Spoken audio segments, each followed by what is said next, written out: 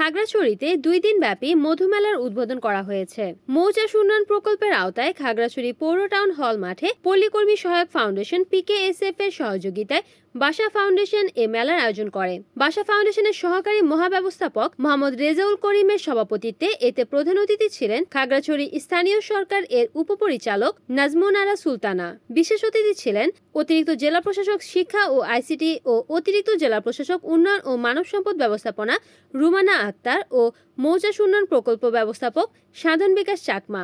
বেসরকারিভাবে পাহাড়ে এই প্রথম আয়োজিত মধু মেলায় খাগড়াছড়ি পার্বত্য জেলার বিভিন্ন উপজেলা থেকে 20 জন মৌচাষী স্টল নিয়ে অংশগ্রহণ করে।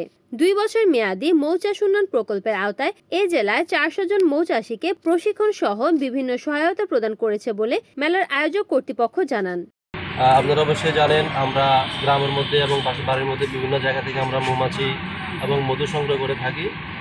এটা হলো এপি সেরেনা মধু, যেটা ছোট পোকা বাসার মধ্যে, বক্সের মধ্যে, বিভিন্ন গাছের খুঁড়ের মধ্যে, মাটির ডিপির মধ্যে যেগুলো বাসা বাঁধে সেটাকে বলা যায় এপি সেরেনা মধু। এটা এপি সেরেনার মধু, এটা এক প্রকারের মধু। আর যে এই মধুটা দেখতেছেন এটা হলো ডরসাটা মধু, যেটাকে গাছের বড় ঢালের মধ্যে বিশাল আকৃতি করে বাঁধে, সেটাকে বলা যায় ডরসাটা, অর্থাৎ বড় পোকার মধু, যেটাকে আমরা রাজপোক হিসাবে চিনে থাকি। আর এই মধুটা হচ্ছে আরেকটা মধু, এটা হলো আপনার ওই যে উত্তরবঙ্গের দিকে যে মধুটা করে থাকে সেই মধুটা, এটা হলো এপিস মেলিফেরা মধু। এই মধুটা আমাদের দিকে খুবই কম পাওয়া যায় এবং বেশিরভাগ সচরাচর আমাদের এই পার্বত্য খাগড়াছড়ির মধ্যে যে মধুটা চলে সেটা হলো এটা লিচুর সিজনের লিচু ফুলের মধু, অর্থাৎ এপি সেরেনা মৌমাছির মধু, যেটা আমরা আসলে স্বাভাবিকভাবে বাড়ির মধ্যে এবং এলাকার মধ্যে এই মধুটা 1800 থেকে আমরা 2000 টাকা বিক্রি করে থাকি। তো আজকে খাগড়াছড়ি পার্বত্য জেলার বাসা ফাউন্ডেশনের পক্ষ থেকে যে মধুমেলার আয়োজন করা হয়েছে, সেই মধুমেলার পক্ষ থেকে আমরা ডিসকাউন্ট দিয়ে মাত্র 1400 টাকা করে মধুটা বিক্রি করতেছি।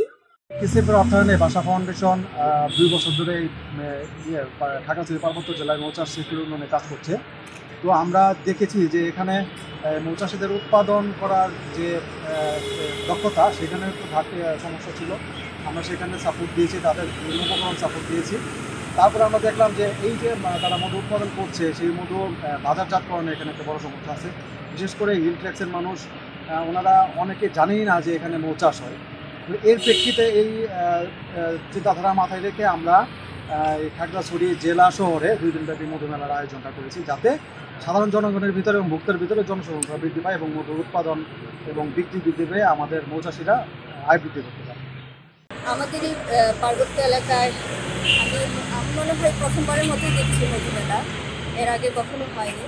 কিন্তু মেলায় এসে আমি অভিভূত হয়েছি যে অনেকগুলো স্টল আছে এবং মধু নিয়ে খুব নীরবে কাজ করছে, মানে মধুর কিন্তু একটা ভালো চাহিদা আছে।